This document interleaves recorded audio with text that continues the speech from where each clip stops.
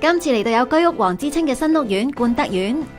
呢個單位做咗個設計，可以話係解決咗唔少家庭經常發生嘅生活糾紛啊！今次為大家介紹嘅單位實用面積係483平方尺，居住人數係5個人。原本嘅規劃係一個廁所嘅，啱啱接觸戶主嘅時候咧，佢就有一個要求，就想規劃成2個洗手間，為咗避免朝頭早大家一齊梳洗嘅時間要爭廁所用啦。由於新家嘅廁所入口位於客廳，而睡房門又喺旁邊，為咗令客廳喺視覺上有更簡潔嘅效果，所以用咗條子暗門設計。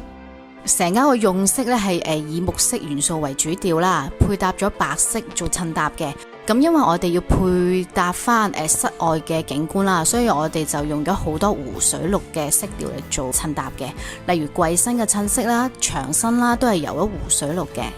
飯廳嘅位置就做咗一個大型嘅獅字櫃，提供咗大量嘅儲物空間，櫃底留咗空間，做咗滲光燈槽，營造咗層次感。仲有個要求咧，就係想間屋嘅儲物空間咧要勁大嘅，所以我哋成間屋嘅規劃就棄用咗傳統嘅紗磚牆，全部用咗櫃嚟做間隔啦，用咗特色牆同埋暗門嚟設計嘅。客廳仲預留咗位置，成為小朋友嘅玩樂空間。至於主人房，由於係主人夫婦同埋小朋友共用，所以做咗上下隔床嘅設計。屋主有要求要放置書台，所以冇位做地台，唯有用大型衣櫃做儲物空間。爺爺同埋嫲嫲嘅睡房，為咗增加儲物空間，所以做咗地台，為咗減低撞傷嘅機會，仲做咗弧形線條嘅衣櫃。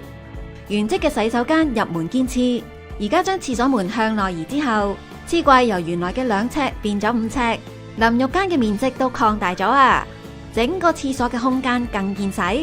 廚房同埋廁所嘅瓷磚都用咗紡雲石紋嘅磚，感覺更明亮簡潔，而且都好易清潔啊！